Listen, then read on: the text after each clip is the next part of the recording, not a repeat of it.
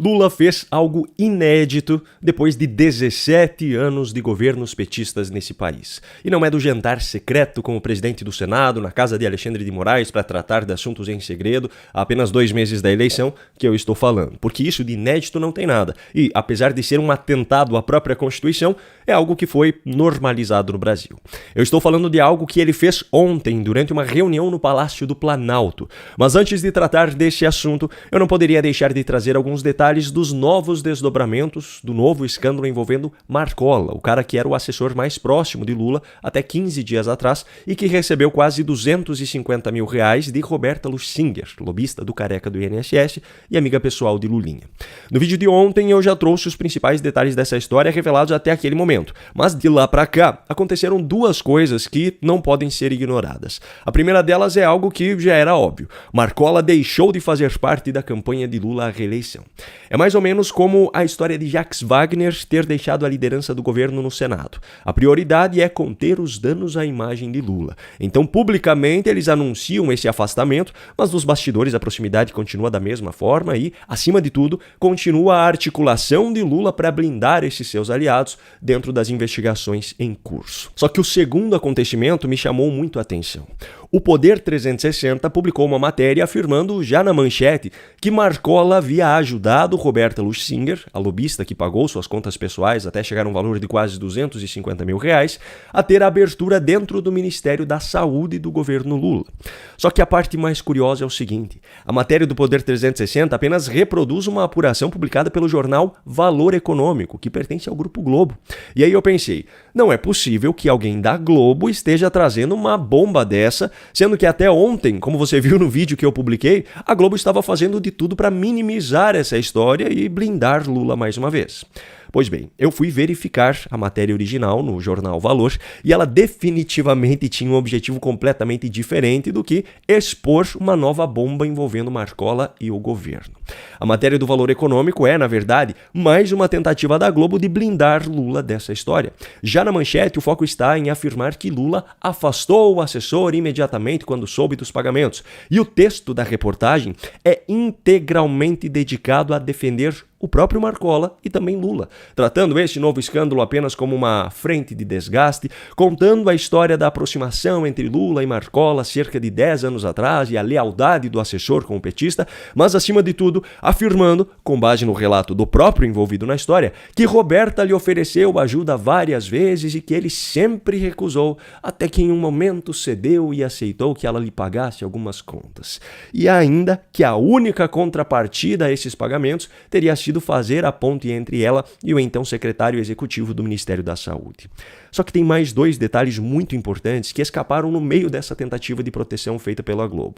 O de que foi o próprio Marcola que contou a Lula sobre esses pagamentos quando soube que a casa cairia e que foi aí que Lula decidiu afastá-lo, obviamente preocupado com os danos à campanha, e também o de que Marcola devolveu o dinheiro à Roberta somente após o afastamento, o que derruba a tese de que era um empréstimo pessoal. Enfim, o que o Poder 360 fez foi pegar os detalhes comprometedores dessa história que escaparam em meio à matéria do Valor e jogou tudo isso logo de cara na manchete da sua matéria. Mas a Globo, mais uma vez, tentou apenas conter os danos para Lula e sua campanha. Como eu já falei no vídeo de ontem, que papelão! Lula fez algo inédito depois de 17 anos de governos petistas nesse país e não é do jantar secreto com o presidente do Senado na casa de Alexandre de Moraes para tratar de assuntos em segredo há apenas 2 meses da eleição que eu estou falando, porque isso de inédito não tem nada e, apesar de ser um atentado à própria Constituição, é algo que foi normalizado no Brasil.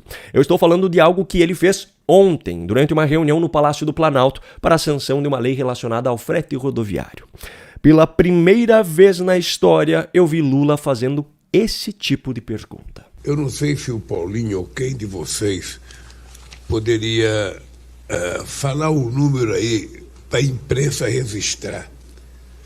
Porque as pessoas não têm noção de quanto ganha um caminhoneiro, que às vezes passa a semana, 10 dias fora de casa, às vezes carregado, às vezes procurando carga.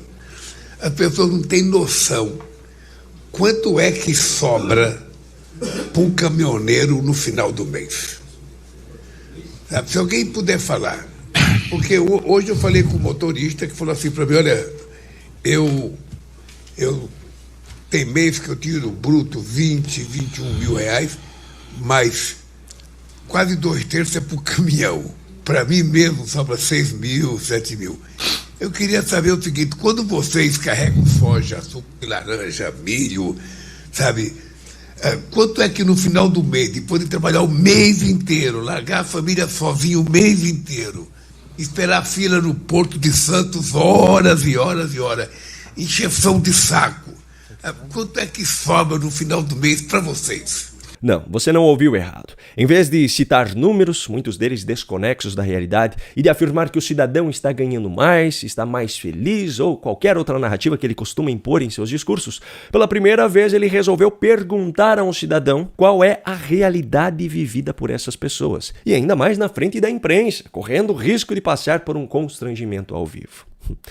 Só que tem um segredinho por trás dessa postura surpreendente de Lula.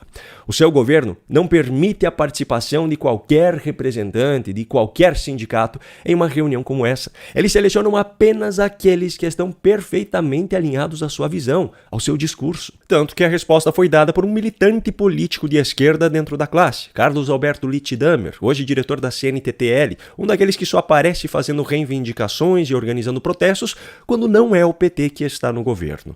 Quando Lula fez essa pergunta, ele já sabia que a resposta seria exatamente aquela que ele queria ouvir e a que ele queria que a imprensa ouvisse e reproduzisse como se fosse a voz do povo.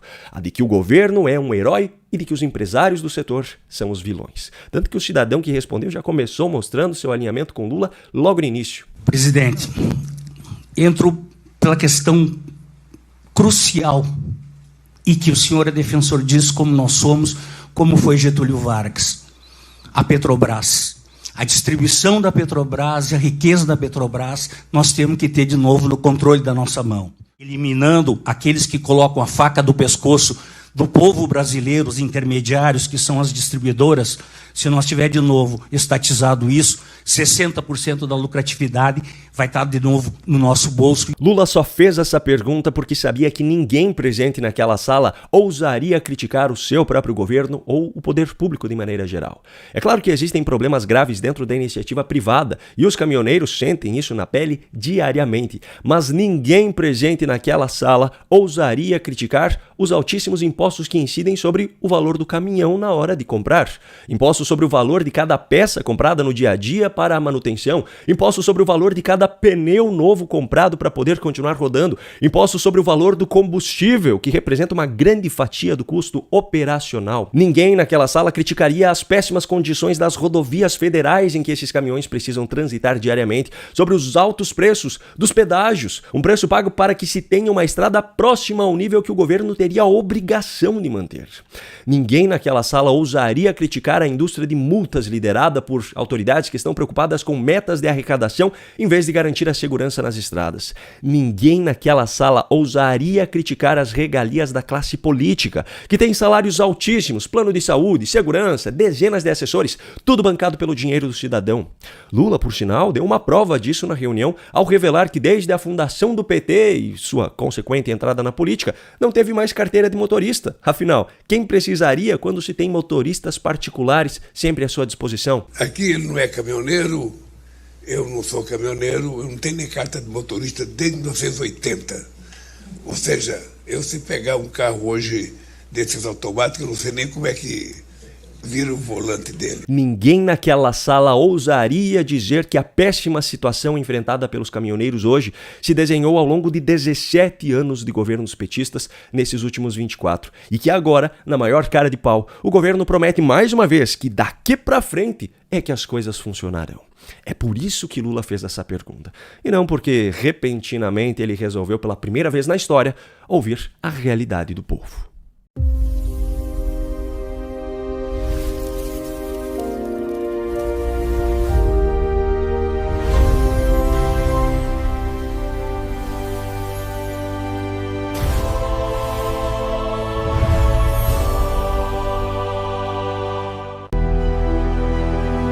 Experience the future. The world's leading displays,